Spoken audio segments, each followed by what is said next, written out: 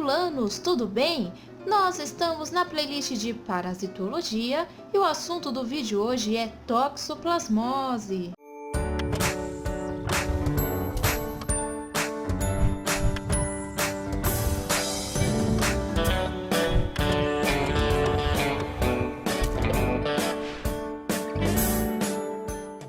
Eu sou Natália, a fulana que vos fala, estudante de biomedicina. Quem é o agente etiológico da doença conhecida como toxoplasmose? Ninguém mais, ninguém menos do que o Toxoplasma gondii.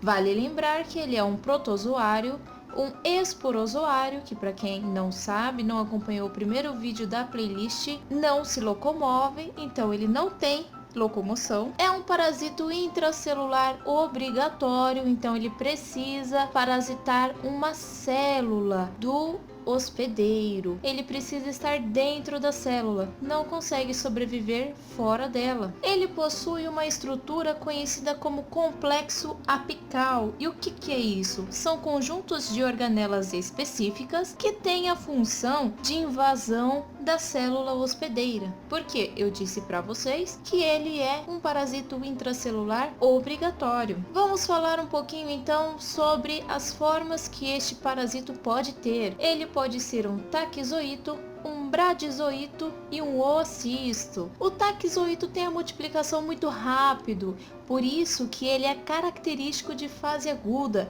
Ele se multiplica por endodiogenia, que é um tipo de divisão binária muito acelerada e um pouco mais complicadinha aí. Sucintamente, é um tipo de divisão binária bem rapidinha. Já o bradizoído, ele é característico de fase crônica da doença, e como vocês podem ver aqui na telinha, tem a formação, o surgimento de cistos. Aqui numa análise histológica você consegue ver os cistos. Nós vamos falar melhor sobre isso. Mas não confundam cistos, que são vistos em análise histológica, com oocistos. Por quê?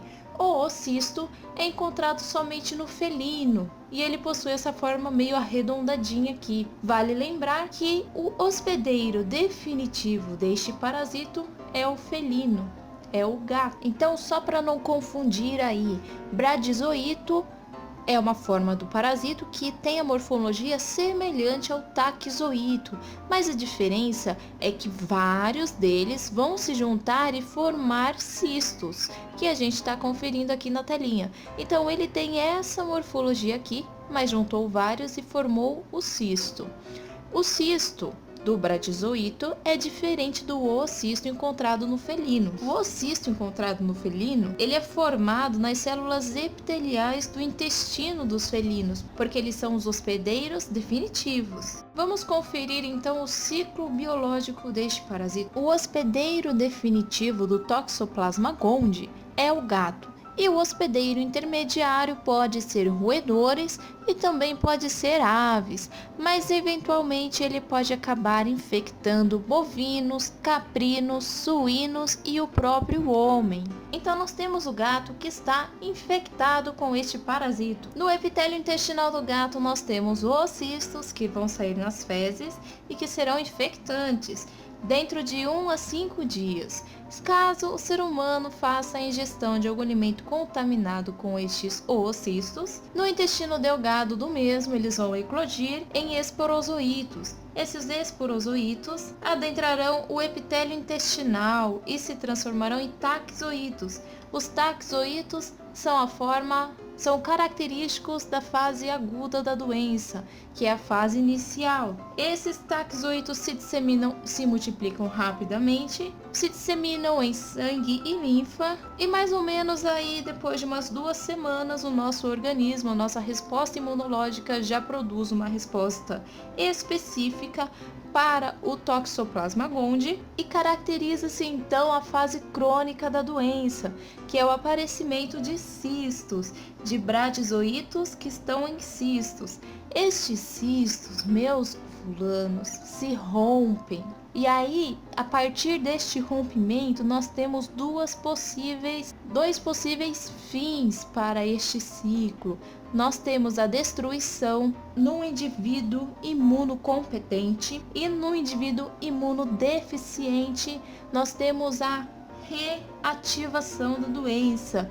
Então, novamente teremos taquizoítos. E no caso da transmissão congênita, no caso da gestante, neste momento aqui, ela pode acabar infectando o seu feto. E o que é importante nisso então? Essa doença, ela é uma doença oportunista. Então, como nós vimos, no indivíduo saudável, imunocompetente, ele vai ser assintomático. Mas no imunodeficiente, ele pode sim ter complicações. E também na gestação existe a possibilidade de complicações. Então, a toxoplasmose é uma doença de importância na gestação.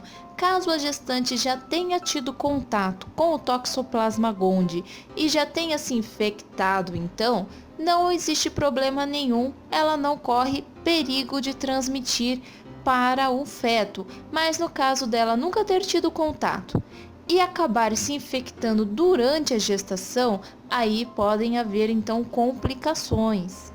Então, no comecinho da gestação, se houver a transmissão para o feto, ela é de maior dano para o feto. Mas conforme vai passando esta gestação, conforme ela vai chegando ao fim, existe maior possibilidade de ocorrer a transmissão. Os exames que se fazem são pesquisas de anticorpos anti-T gondii. Então, são exames imunológicos que procuram anticorpos específicos contra o Toxoplasma gondii. O que é importante saber? Que geralmente a primo-infecção acontece na primeira década de vida. Por quê?